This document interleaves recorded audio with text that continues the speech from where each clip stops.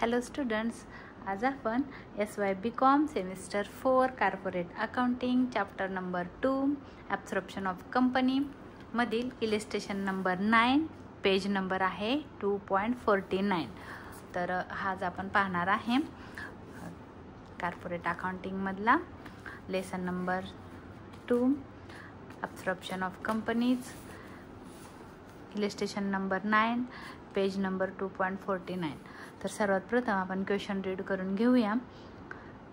इलिकॉन limited Allahabad sells its business. बघा, Elicon लिमिटेडनं काय केलेलं आहे ते सेल्स इट्स बिझनेस टू, म्हणजे त्यांनी त्याचा बिझनेस सेल केलेला आहे.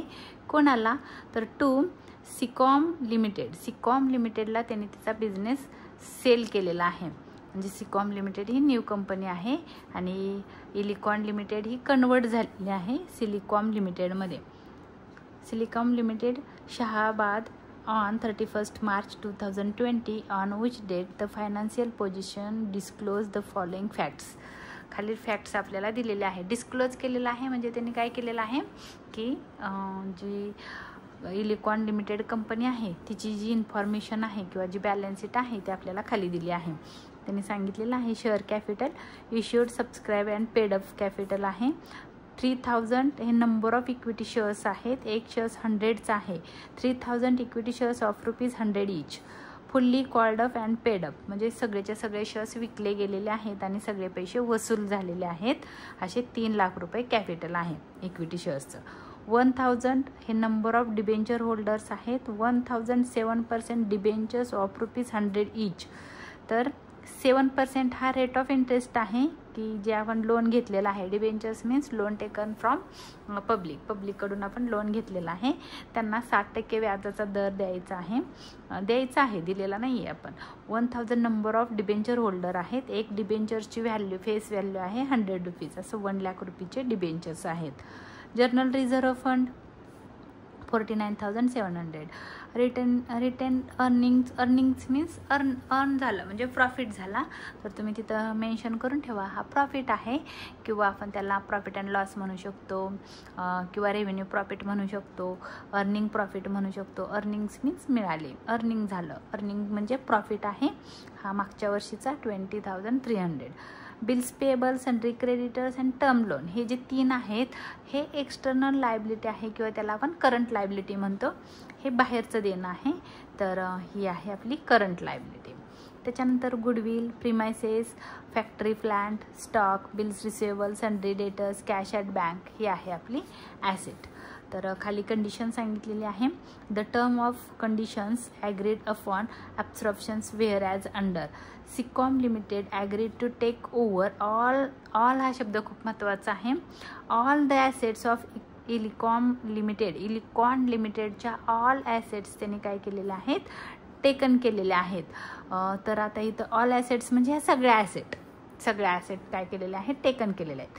पुढे सांगितलेलं आहे excluding cash at bank and goodwill. Cash आणि बँक सोडून आणि गुडविल सोडून सगळ्या ॲसेट घेतलेले आहेत at 90% of their book value.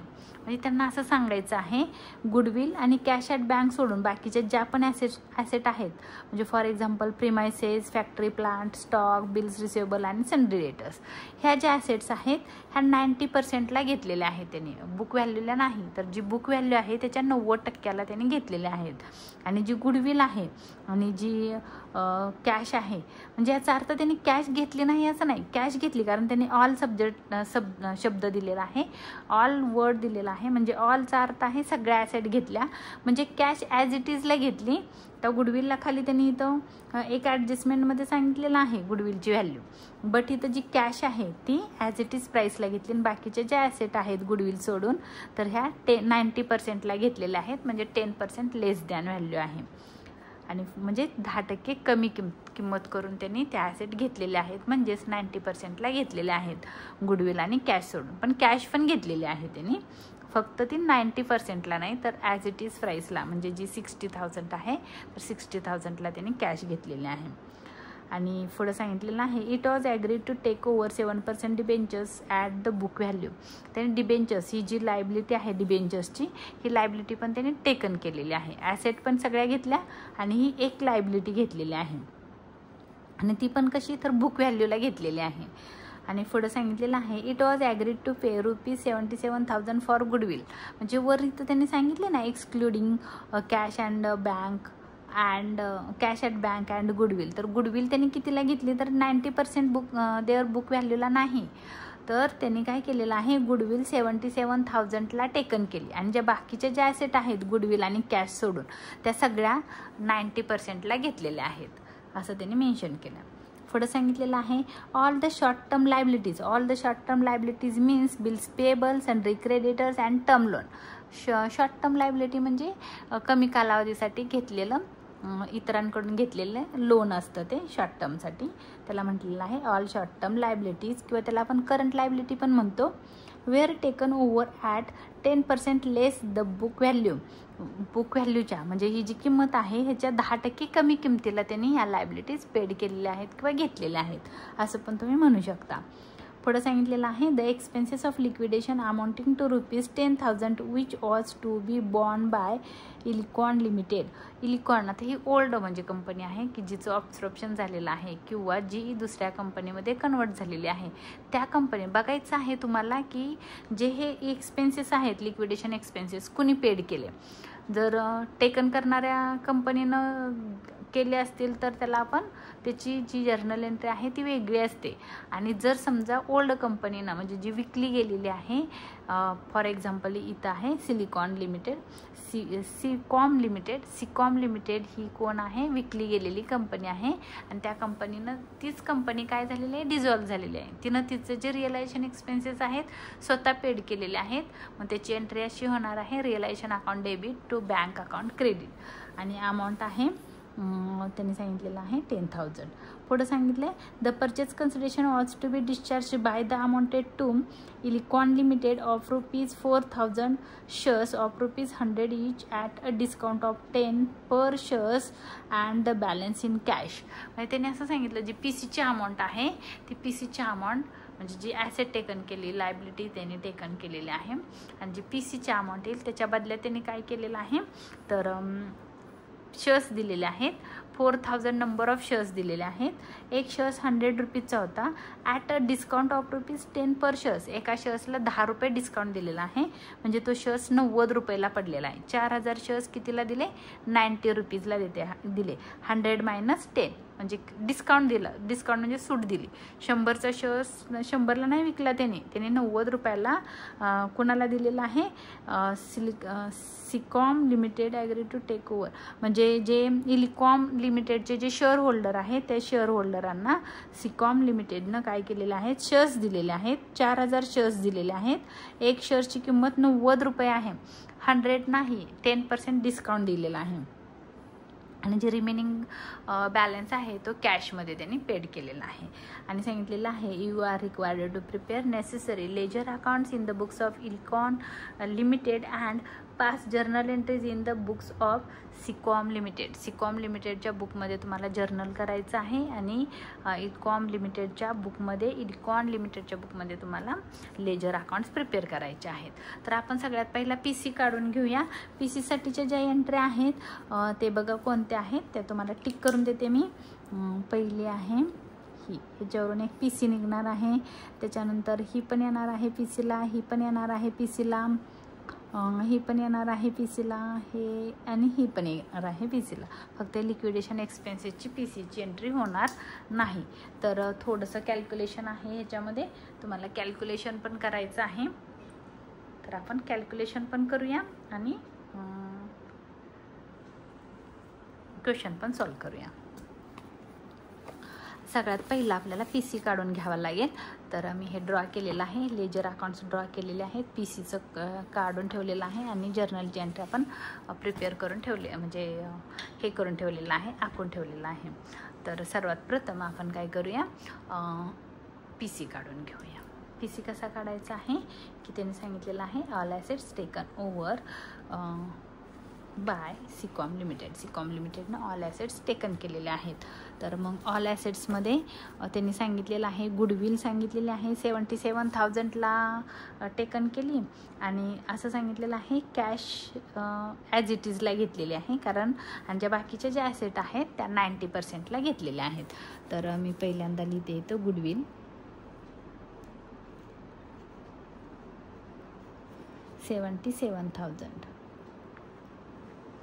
77,000 इथून आलेले आहेत. आता त्याच्यानंतर दुसरी ॲसेट आहे प्रिमायसेस.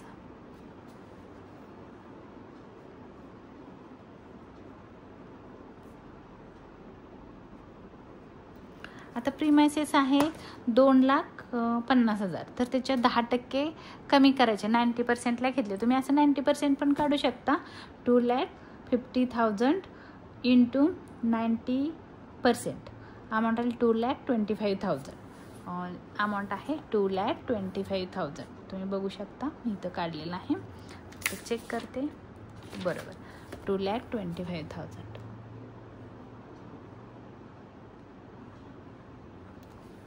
त्याच्यानंतर आहे factory plant.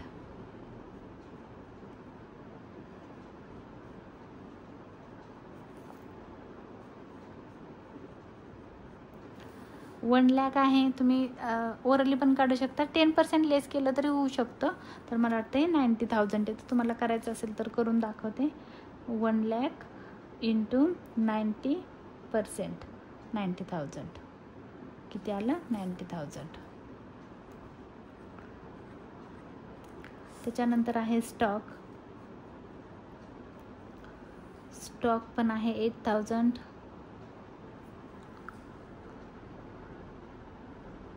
Into 90%, 7,200. Bills receivable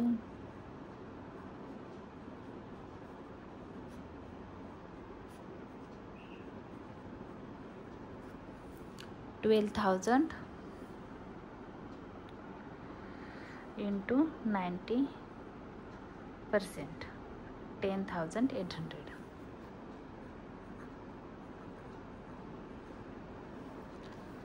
त्याच्यानंतर आहे सन्ड्री डेटर्स.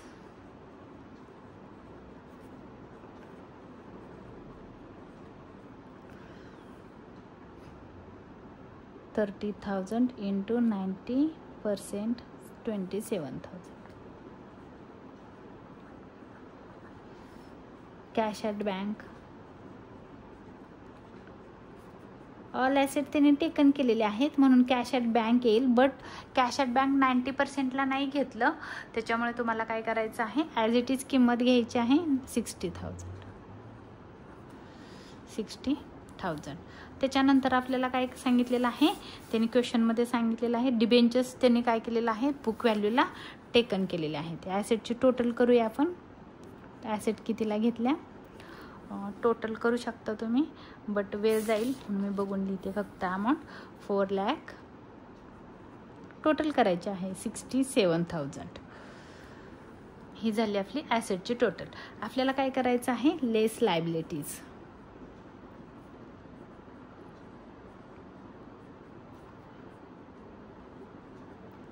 पहिलं आहे त्यांनी इथं क्वेश्चनमध्ये सांगितलेलं आहे 7% debentures at book value. Book व्हॅल्यूला घेतलेलं आहे म्हणून तुम्ही इथं लिहू शकता 7% डिबेंचर्स.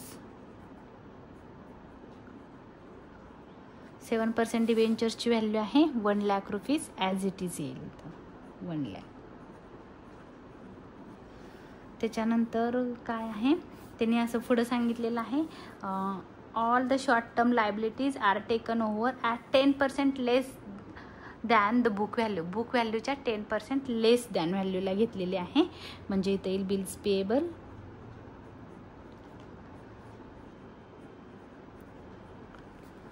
$11,900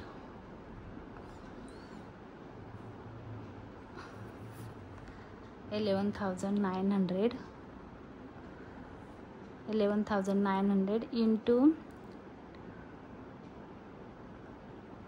10%, म्हणजे 1900. तुम्ही 90% केलं तरी चालेल, कारण 10% लेस करायचं आहे, ते डबल ताप होईल. तर तुम्ही असं पण करू शकता. 1900 1190 ही जी अमाऊंट आली ती लेस करू शकता, किंवा 10% लेस दॅन सांगितलेलं आहे तर तुम्ही इथं 90% करू शकता, म्हणजे ते इझी होईल, तुम्हाला डायरेक्ट आन्सर मिळेल. 10,710.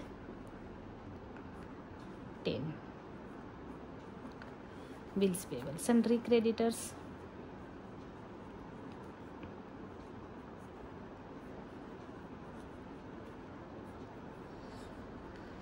सन्ड्री क्रेडिटर्स 10% काढलं ना तर आपल्याला इझी जाईल, कारण 90%, कारण त्यांनी सांगितलेलं आहे 10% लेस दॅन, याचा अर्थ 90%ला घेतली, म्हणून आपण 90 करतोय. 100 मायनस 90 केलं तर आन्सर येतं 14,940. बघा 10% लेस कमी, म्हणजे 100मधून 10 केले 90% असं. नंतर आहे टर्म लोन.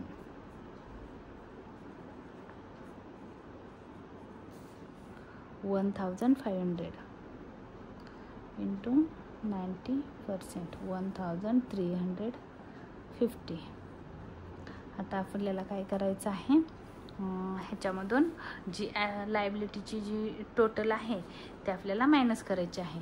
ह्याला आपण ए म्हणू शकतो, एची जी टोटल आहे ॲसेटची, आणि ह्याला आपण बी म्हणू शकतो, बीची टोटल म्हणजे लायबिलिटीची टोटल आहे.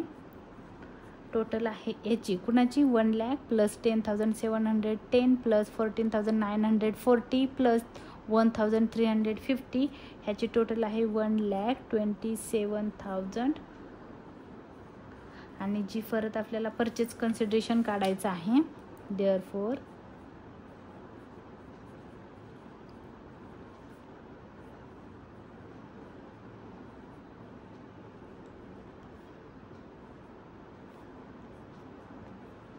परचेस कन्सिडरेशन ए मायनस बी, एमधून बीला मायनस करायचं. 4,67,000 मायनस 1,27,000, आन्सर येईल तुमचं 3,70,000. 3,70,000, 3,70,000, 3,70,000. हा झाला पी सी. तर त्यांनी असं सांगितलेलं आहे की पी सीच्या बदल्यामध्ये तुम्हाला काय दिलेलं आहे, त्यांनी क्वेश्चनमध्ये सांगितलेलं आहे पी सीच्या बदल्यात तुम्हाला डिस्चार्ज केलेलं आहे इक्विटी शेअर्स. तर आपण हे ॲसेट टेकन ओव्हर केलेलं आहे म्हणून या कॉलममध्ये आलं. आता आपल्याला डिस्चार्जच्या कॉलममध्ये लिहायचं आहे. डिस्चार्जमध्ये त्यांनी क्वेश्चनमध्ये तुम्हाला सांगितलेलं आहे, काय केलेलं आहे बघा. The purchase consideration was to be discharged by the allotting to Econ limited of 4,000 shares of ₹100 each at a discount of 10 per shares and the balance in cash. म्हणजे त्याने असं सांगितलं की 4,000 हे इक्विटी शेअर्स दिले. आपण इथं लिहूया 4,000 equity shares at ₹90 per share.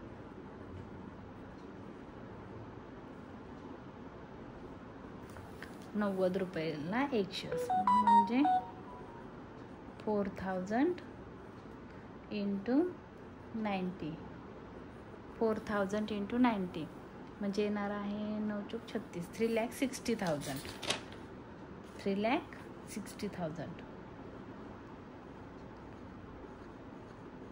आणि दुसरा आहे कॅश. कॅश रिमेनिंग सांगितलेले आहे 3,70,000 मायनस 3,60,000 केलं, दोघांचा डिफरन्स 3,70,000 मायनस 3,60,000 केलं की 10,000चा डिफरन्स येतोय. तुम्हाला इथं ओरली काढायची काही गरज नाही आहे बघा, लगेच ओरली कळतंय, काढत बसायची काही गरज नाही. 3,70,000 मायनस 3,60,000 आलं 10,000. 10,000 ही त्यांनी सांगितलं डिफरन्स जो आहे तो कॅशमध्ये दिला, म्हणजे डिफरन्सची अमाऊंट आहे 10,000. हे झाली कॅश. सॉरी वर गेलं थोडंसं.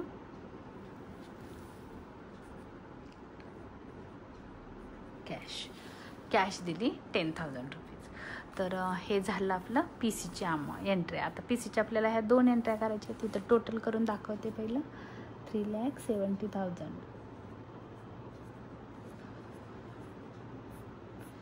हा झाला आपला पी सी. हा आणि हा एकच आहे, एकच असतो दोन्ही साईडला. तर आपल्याला पी सीच्या 2 एंट्र्या करायच्या आहेत. मी तुम्हाला प्रत्येक वेळेस सांगत आलेले आहे कसं करायचं आहे.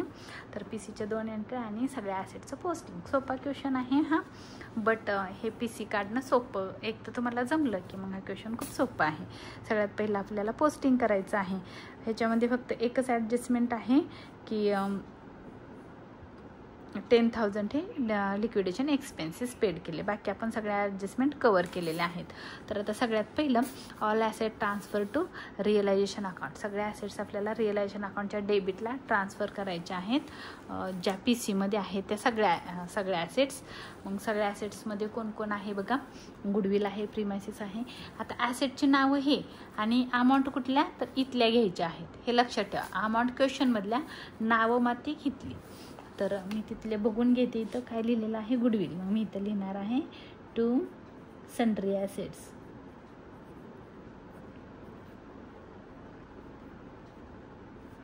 त्याच्यामध्ये पहिला आहे गुडविल. त्याच्यानंतर आहे प्रिमायसेस.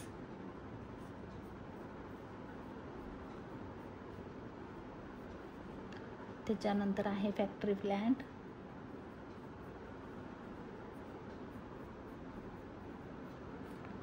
त्याच्यानंतर आहे स्टॉक. त्याच्यानंतर आहे बिल्स रिसिवेबल.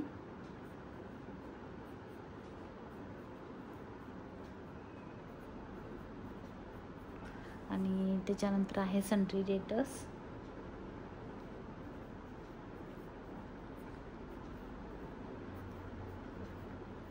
आणि त्याच्यानंतर आहे कॅश ॲट बँक.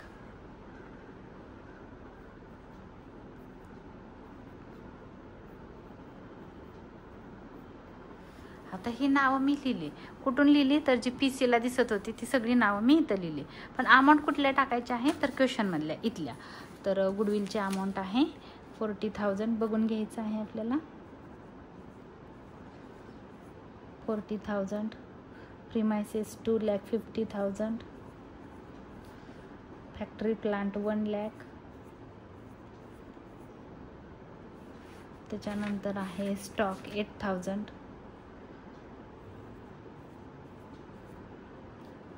हे आहे बिल्स रिसिवेबल 12,000. आणि sundry debtors 30,000. Cash at bank 60,000. असं आपण पोस्टिंग केलेलं आहे. आता ह्या साईडचं पोस्टिंग झालं. आता आपल्याला ह्या साईडचं पोस्टिंग करायचं आहे. ह्याच्यामध्ये काय बघायचं आहे कोणत्या कोणत्या त्यांनी लायबिलिटीज घेतलेल्या आहेत. ह्या लायबिलिटीजची ह्या नावं आपल्याला लिहायची आहेत. कुठं इथं क्रेडिट साईडला. इथं लिहायचं बाय सन्ड्री लायबिलिटीज.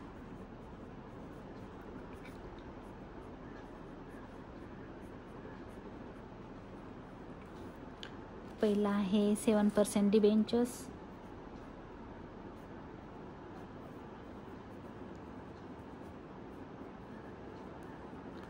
त्याच्यानंतर आहे बिल्स पेएबल.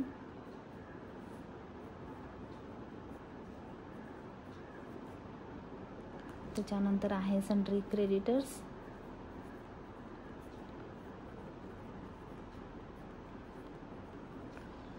त्याच्यानंतर आहे टर्म लोन. अमाऊंट कुठली घ्यायची तर बुकमधली. इथं नीट बघायचं 7% डिबेंचर्स कितीला आहेत 1,00,000 रुपये. त्याच्यानंतर आहे जनरल रिझर्व नाही येणार. रिटर्निंग अर्निंग्स नाही येणार. रिटेन्ड अर्निंग नाही येणार. त्याच्यानंतर बिल्स पेएबल 11,900. त्याच्यानंतर क्रेडिटर्स आहे 16,600. आणि टर्म लोन आहे 1,500. अमाऊंट कुठून घेतल्या बुक्समधून. नावं कुठून घेतली तर पी सीमधून. ही झाली आपलं पोस्टिंग.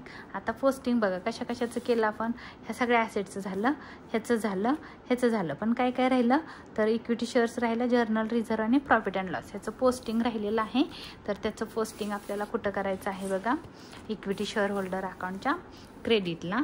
इथं तुम्हाला लिहायचं आहे by share capital. Share capital cross posting होतं share capital account. Share capital म्हणजे कुठलं तर हे 3 लाख रुपीज. तर शेअर कॅपिटल आहे 3 लाख रुपये. त्याच्यानंतर आहे जर्नल रिझर्व्ह फंड बाय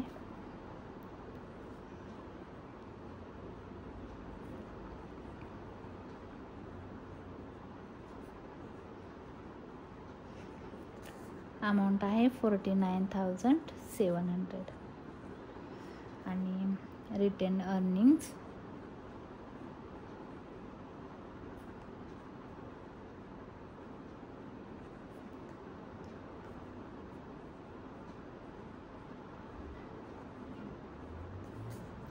$20,300.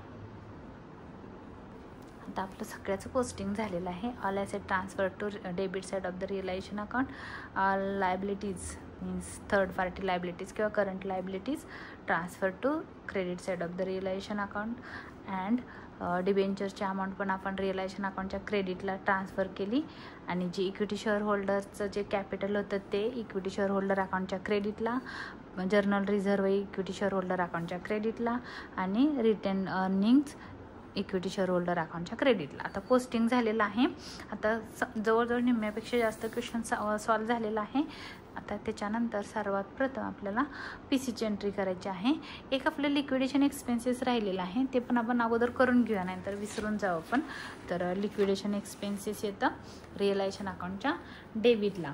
इथं म्हणायचं आहे टू बँक म्हणा, कॅश और बँक म्हणा, इजी जातं. कॅश और बँक म्हटल्यानंतर ते कुठं चुकत नाही. मग कॅश और बँक ब्रॅकेटमध्ये लिहा लिक्विडेशन एक्सपेन्सेस.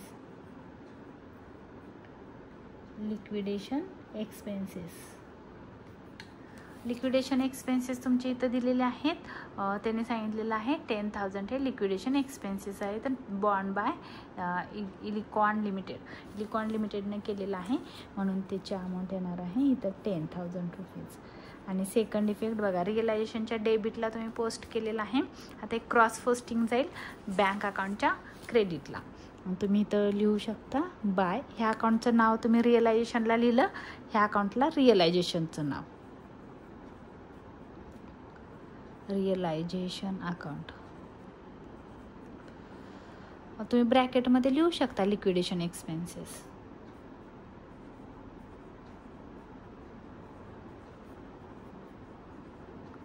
$10,000. आता आपलं सगळं पोस्टिंग झालेलं आहे. ॲडजस्टमेंट सगळ्या झालेल्या आहेत. आता आपल्याला PCच्या 2 एंट्र्या पास करायच्या आहेत. पहिली एंट्री येते जी सिलिकॉन लिमिटेड कंपनी आहे, तिला आपण न्यू कंपनी म्हणतो, की जी कंपनी टेकन करणारी होती तिच्या इथं डेबिट साईडला येतं टू रिअलायझेशन अकाउंट. तुम्ही ब्रॅकेटमध्ये म्हणू शकता हे काय आहे PC म्हणजे परचेस कन्सिडरेशन. किती अमाऊंट आहे 3,70,000. आणि इथं बघा डेबिटला आलं सिकॉम लिमिटेडच्या डेबिटला आणि रिअलायझेशनच्या क्रेडिटला. रिअलायझेशनच्या क्रेडिटला लिहायचं आहे बाय सिकॉम लिमिटेड.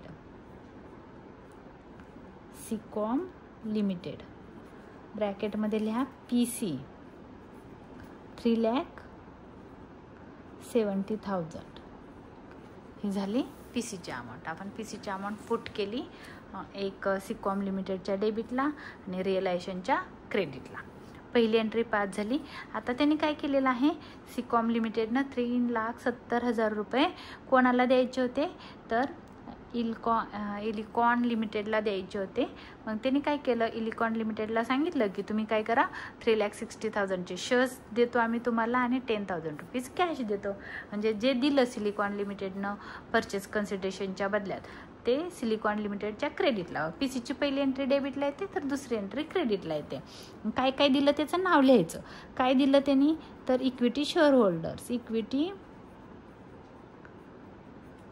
होल्डर लिहा, कारण इक्विटी शेअर होल्डरांना दिलेला आहे. इक्विटी शेअर होल्डर अकाउंट काय अमाऊंट दिली तर 3,60,000 रुपयाचे शेअर्स दिले. 3,60,000 रुपीज. अजून काय दिलं, कॅश दिली, मग इथं लिहा बाय कॅश और बँक म्हणा. शक्यतो कॅश और बँकच म्हणत चला, ते सगळ्यात बेटर राहील. 10,000 रुपीज. 10,000 कुठून आले, PC मधून इथं दिलेलं आहे 10,000. बघा सिलिकॉन लिमिटेड ही PCची पहिली एंट्री, ही PCची दुसरी एंट्री. आता हे बघा तुम्ही काय लिहिलं, सिलिकॉन लिमिटेडच्या क्रेडिटला लिहिलं, तर आता काय होणार आहे, इक्विटी शेअर होल्डरच्या डेबिटला क्रॉस पोस्टिंग जाईल आणि कॅश और बँकेच्या क्रेडिटला डेबिटला, म्हणजे क्रॉस पोस्टिंग इकडं जाईल. तर आपण इथं लिहिणार आहोत टू सिकॉम लिमिटेड. तुम्ही ब्रॅकेटमध्ये PC लिहू शकता. 3,60,000चे इक्विटी शेअर्स दिले. अजून काय दिलं, तर कॅश दिली, मग इथं म्हणू शकता सिकॉम लिमिटेड.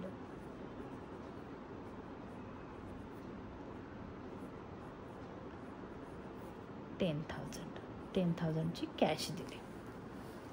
झाले, एंट्री संपल्या.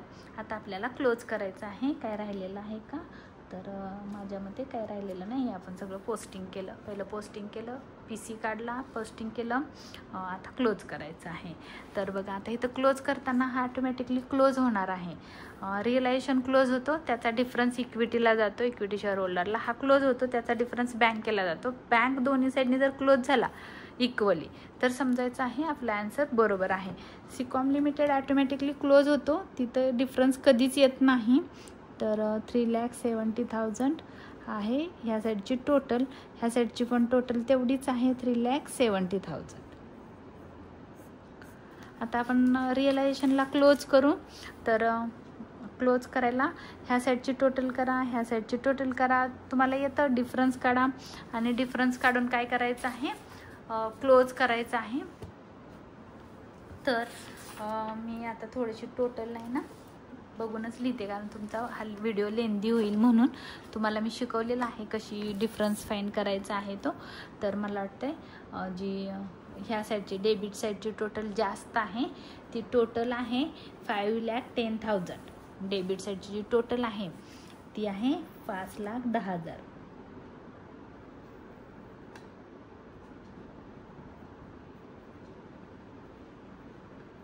5,10,000. तीच टोटल आपल्याला ह्या साईडला पण लिहायची आहे 5,10,000.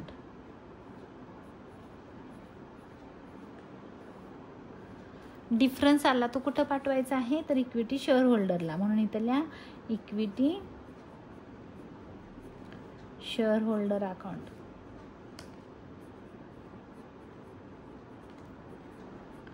आणि हा डिफरन्स आला म्हणून ह्याला स्टार करूया.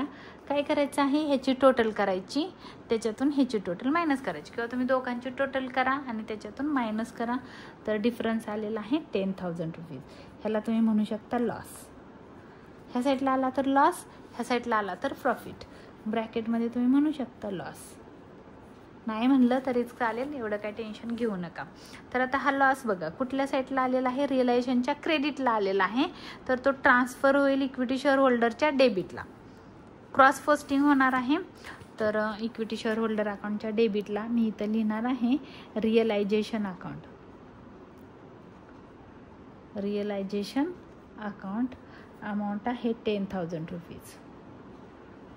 आता आपल्याला ह्याला क्लोज करायचा आहे. ह्याला डिफरन्स आला तर तो बँकेला ट्रान्सफर करायचा आहे.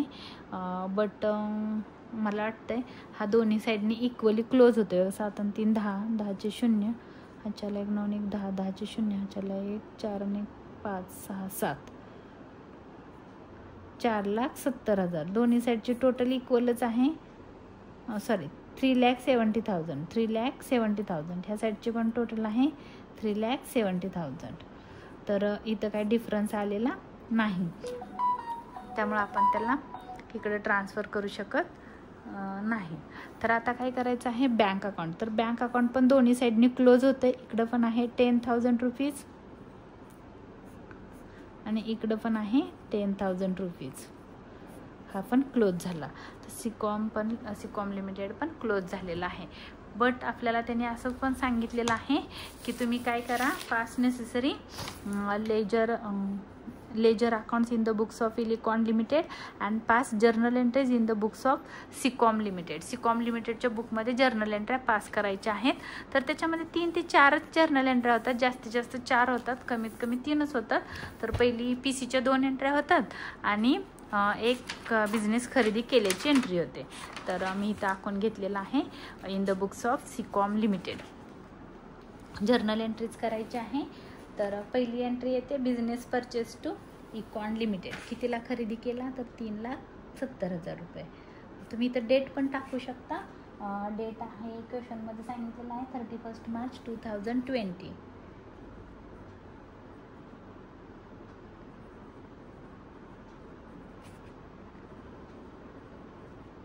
त्याच्यामध्ये पहिली एंट्री आहे बिझनेस परचेज.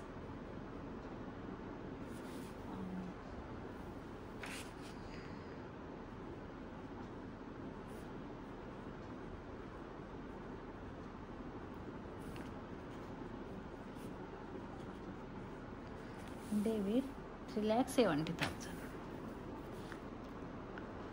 3,70,000 टू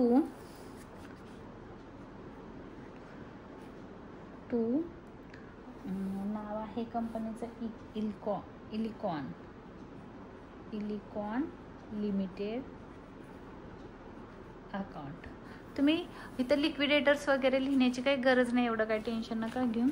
तर इलिकॉन लिमिटेड लिहिलं तरी चालेल. 3,70,000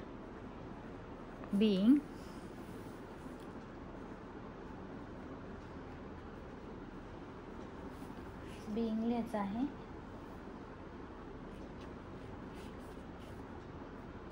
the amount of purchase consideration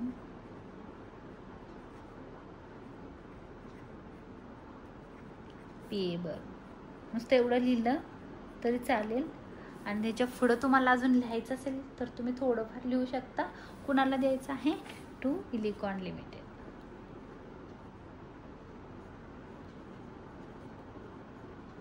बस एवढंच करा. इथे एक लाईन मारायची आहे, ह्या लाईनवर एक लाईन ड्रॉप करा. त्याच्यानंतर आहे सेकंड ॲडजस्टमेंट. PCच्या 2 एंट्र्या होतात, तर PCच्या आपल्याला 2 एंट्र्या पास करायच्या आहेत. म्हणजे त्यांनी कोणकोणत्या ॲसेट टेकन केल्या. PC आपण जो काढलेला आहे इथं ह्याच्यावरून एंट्र्या बनवायच्या आहेत. हे ॲसेट डेबिट होईल, ही लायबिलिटी क्रेडिट होईल आणि PC परचेस कन्सिडरेशन पण क्रेडिट होईल. तर काळजीपूर्वक बघा. आपण जी दुसरी एंट्री करणार आहोत आणि तिसरी एंट्री होणार आहे ती ह्या साईटवरून होणार आहे. PCवरून आपण ह्या सगळ्या एंट्र्या करत असतो. तर अमाऊंट आणि जी नावं आहेत ती इथूनच येणार आहेत. PCला goodwill account debit, premises account debit, factory plant account debit, stock, bills receivable, sundry debtors, cash at bank, ह्या सगळ्या ॲसेट डेबिट होणार आहेत. आणि क्रेडिट होणार आहे debentures, bills payable, सनरी creditors, term loan आणि परचेस कन्सिडरेशन. हे काय होणार आहे क्रेडिट होणार आहे. तर मग आपल्याला अमाऊंट पण तिथूनच घ्यायचे आहेत, हे लक्षात ठेवा. तर सारखं मागं पेज उघडायला नको म्हणून मी बघून लिहिते. तुम्हाला आता सांगितलं आहे कुठून लिहायचे आहेत. तर इथं येईल goodwill account debit,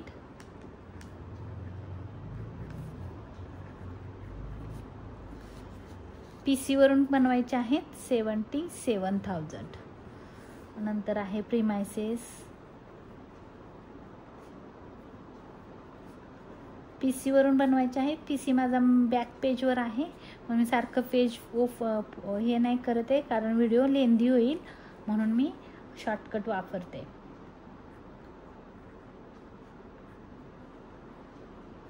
factory plant,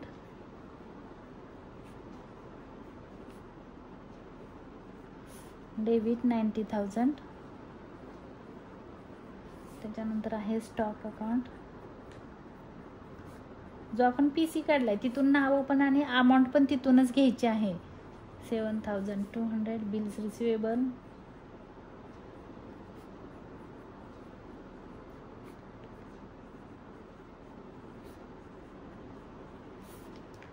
$10,800. त्याच्यानंतर आहे सनरी डेटर्स,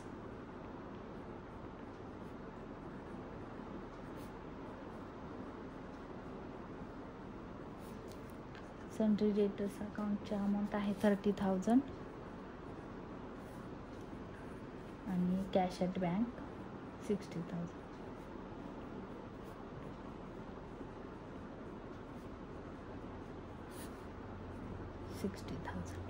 आता क्रेडिट होणार आहे लायबिलिटी, म्हणून इथं येईल टू पी सीमध्ये दिलेलं आहे. तर हां, आता इथं बघा जे डेटर्सला सांगितलेलं आहे ना, आपण डेटर्स 90%ला घेतले म्हणजे 10% RDD आहे. तर कसं कळलं बघा, जी 90,000ला त्याने सांगितलं की डेटर्स घेतले, म्हणजे काय झालं तर 10%नी कमी घेतले. 90ला घेतले म्हणजे 100% असतं, त्यातले 90% घेतलं म्हणजे 10% नाही घेतलं. जे 10% नाही घेतलं त्याला आपण डेटर्सला काय म्हणतो, बॅड डेट्स म्हणतो. म्हणून तुम्ही इथं लिहू शकता to bad dates.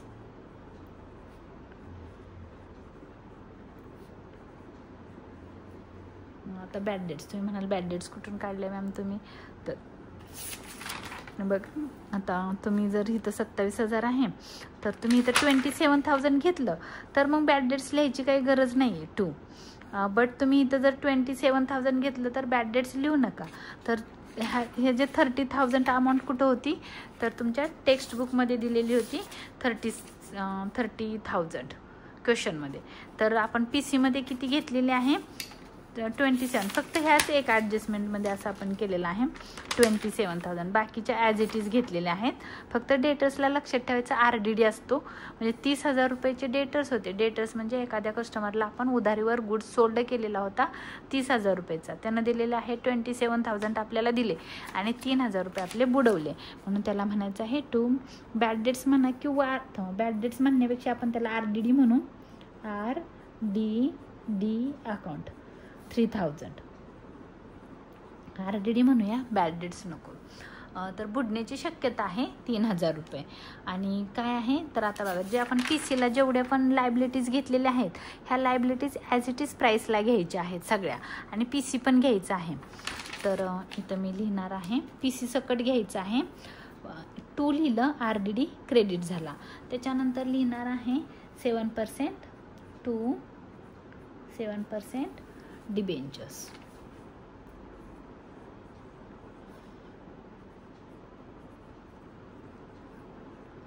Debentures account आहे 1 लाख रुपीज. त्याच्यानंतर आहे बिल्स रिसिवेबल टू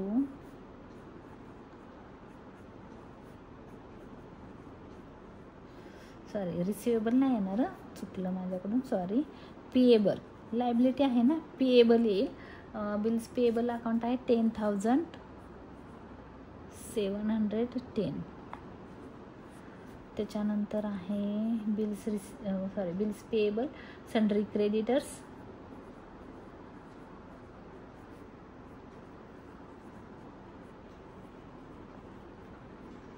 अमाऊंट आहे 14,940. आणि to term loan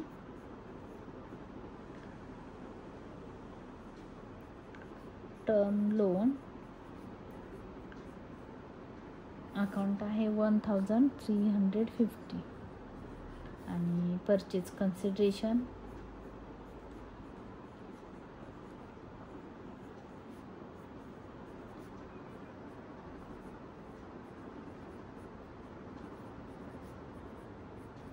$3,70,000.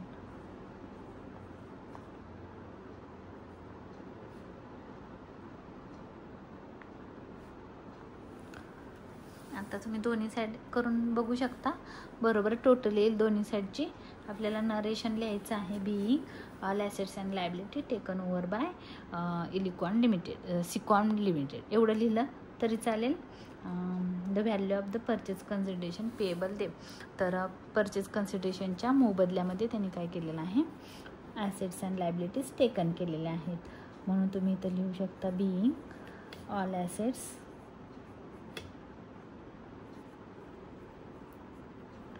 and current liability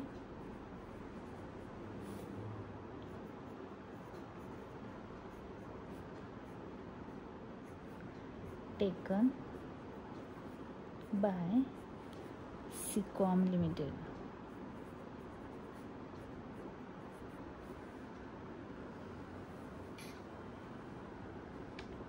at their agreed values. At their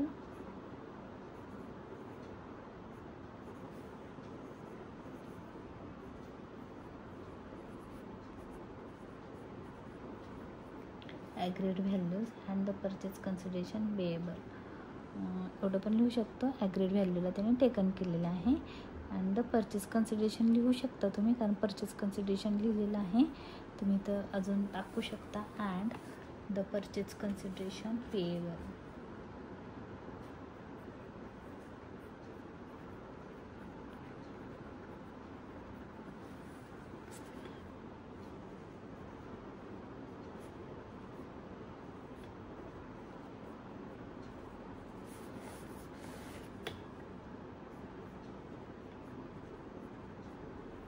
payable thereon.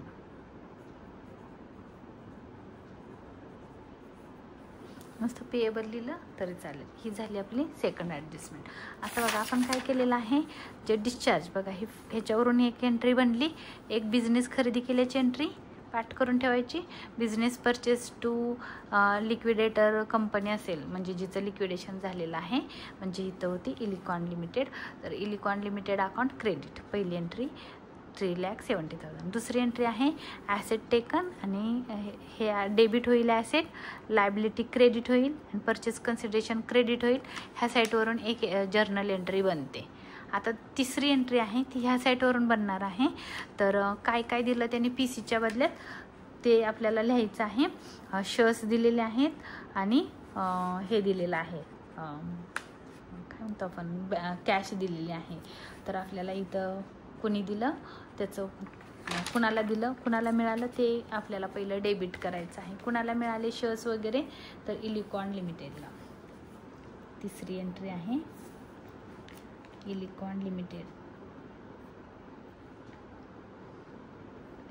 इलिकॉन limited account debit.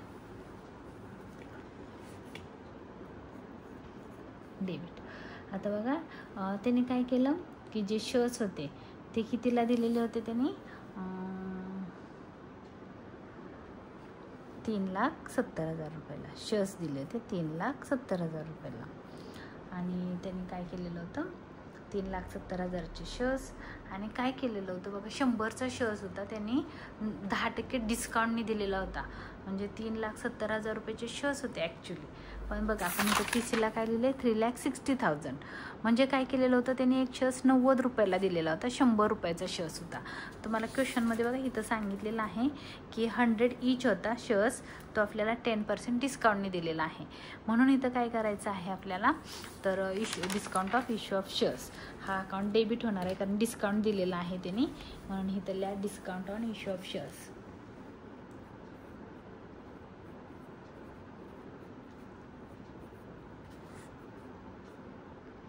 Discount of issue of shares.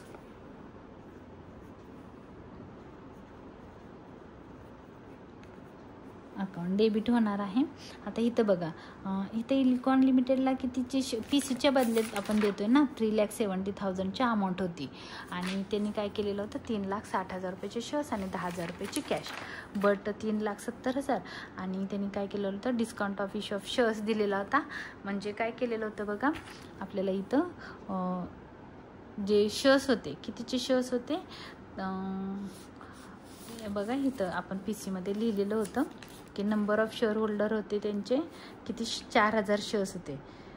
इथं लिहिलेलं आहे 4,000 shares दिले आणि त्यांना 10% डिस्काउंट दिला. म्हणजे 10% 4,000वर 10%. 4,000 शेअर्स होते, प्रत्येकाला 10 रुपये डिस्काउंट दिला. म्हणजे 40,000 रुपये काय झालेलं आहे डिस्काउंट झालेला आहे. तर मी इथं लिहिणार आहे 40,000चा डिस्काउंट दिला. आता परत दाखवते तुम्हाला एकदा बघा त्यांनी किती शेअर्स दिले 4,000 शेअर्स दिले. एक शेअर्स कितीचा होता × 100चा होता. 100चा होता, मग झाले किती 4 लाख रुपये. पण त्यांनी आपल्याला कितीला दिले शेअर्स, 3,70,000ला दिले. म्हणजे काय केलं आपण, मायनस 3,70,000. 3,70,000 म्हणजे 30,000.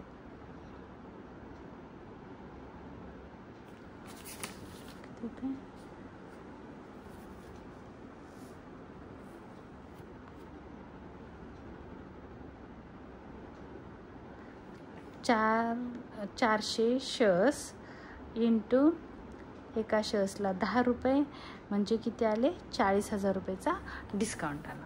असं करा. तर डिस्काउंट कितीचा आला, 40,000 रुपयेचा डिस्काउंट आला. आता आपल्याला काय करायचं आहे, क्रेडिट कोण करायचं आहे, तर equity shares to share capital म्हणूया आपण, शेअर कॅपिटल, किंवा तुम्ही ह्याला इक्विटी शेअर्स पण म्हणू शकता. हा क्रेडिट होणार आहे. बघा आता इथं मी तुम्हाला दाखवलं त्यांनी किती शेअर्स दिले, तर 4,000 शेअर्स दिले. इंटू एक शेअर्स कितीचा होता, 100 रुपयाचा होता. म्हणजे किती झाले, 4 लाख रुपये. 4 लाख रुपयाचे शेअर्स होते. आणि काय दिलं त्यांनी, तर 10,000 रुपयाची कॅश दिली. टू बँक, कॅश और बँकच म्हणा, कॅश और बँक अकाउंट 10,000 रुपीज. 10,000 कुठं आहेत, इथं. आणि तुम्हाला हे जर नाही कळाली ही एंट्री कशी करायची, जर discount of issue of shares वगैरे तुम्हाला लिहायचं नसेल, तर तुम्ही डायरेक्ट लिहू शकता. इक्विटी शेअर्स होते 3,60,000 क्रेडिट होईल, आणि हा पण क्रेडिट होईल, आणि इलिकॉन लिमिटेड अकाउंट डेबिट होईल. तुम्हाला दुसरी पण एंट्री तुम्ही इथं तुम्हाला दाखवते, तुम्ही अशी पण करू शकता. हे मी इथं वर्किंग करते, नाही तर तुम्ही समजायला आन्सर आहे, नाहीतर नको, तुम्ही काहीतरी उलटं पुलटं करून ठेवा. तर अशी करा. इथं discount of issue of shares न घेता पण तुम्ही करू शकता. 3,60,000चे 3,70,000 PCचे अमाऊंट, आणि 2 म्हणजे इश्यू ऑफ शेअर्स न घेता पण तुम्ही करू शकता. पहिलं नरेशन लिहूया आपण इथं, be discharge of purchase consideration. नुसतं एवढं लिहिलं तरी खूप झालं. डिस्चार्ज ऑफ परचेज कन्सिडरेशन,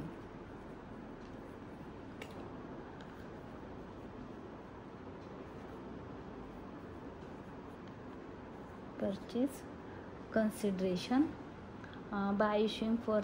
ते पुढं तुम्हाला लिहायचं असेल तर लिहा. खूप मोठं आहे नरेशन. म्हणजे काय केलं त्यांनी, PCच्या बदल्यात काय दिलेलं होतं, तर शेअर्स दिलेले होते, आणि डिस्काउंट पण दिलेला होता, आणि कॅश पण दिलेली होती. मग तुम्ही इथं लिहू शकता. खूप मोठं आहे, एवढं लिहिलं तरी खूप झालं. आणि तुम्हाला लिहायचं असेल याच्या पुढं तर असं पण लिहू शकता, by the issuing, by the issue of 4,000 equity shares, 4,000 fully paid shares of ₹100 each, fully paid shares of ₹100 each at discount of ₹10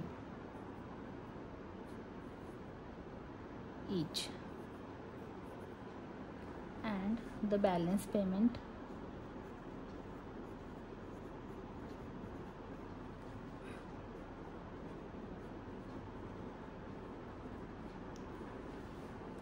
in cash.